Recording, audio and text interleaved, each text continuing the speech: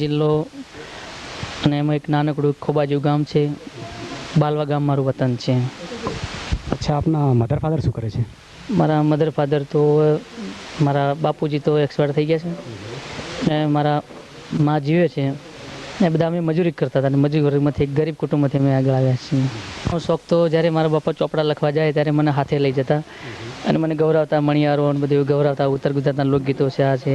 અને પછી મને એક ધગસ હતી કે બધા ઘણા કલાકારો બધા ગાતા હશે. મને એક શોખ હતો કે બસ મારે એક આગળ આવવું જ છે અને મને ધગસ હતી. બસ નિશાળમાં મને પહેલો નંબર આવતો, ભણવા જતો તો મને પહેલો નંબર આપતા.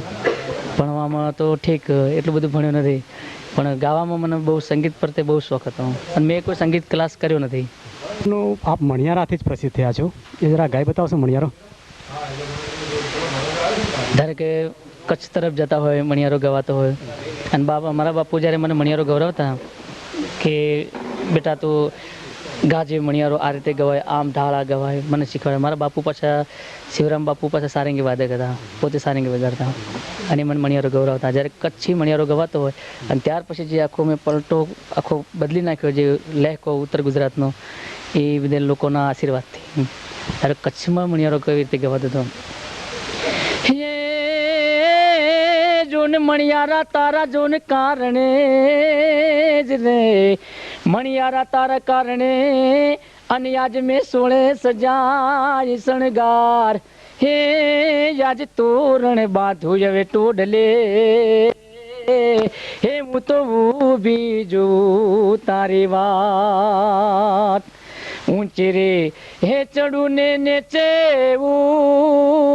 ઉતરું, બાવલિયા રે જોવું રે મણિયારા તારી વાત.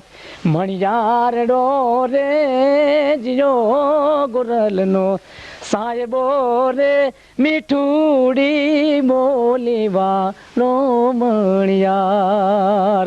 અને એ મણિયારો જ્યારે ઉત્તર ગુજરાતમાંથી જ્યારે મેં શરૂ કર્યો 91ની સાલમાં, અને ત્યાર પછી જે ચાહકોએ મને આગળ લાવ્યો, કારણ કે અમારા ચાહકો છે તો અમે છીએ, એ અમારી કેસોટો વગાડે છે, એ જ અમને રૂડા કરી બતાવે છે. પછી જે મણિયારો ગાયો હતો, હે હે મણિયારો આયો ઘરના એ ઓગણે ને કોઈ આયો રે આડી વાળો મેઘ, અલ્યા હુએ હુએ આયો આડી વાળો મેઘ. હું તો તને મારું રે જીહો મણિયારો, અલ્યા હું તો તને મારું રે જીહો મણિયારો, અલ્યા હું તો તને મારું રે જીહો મણિયારો.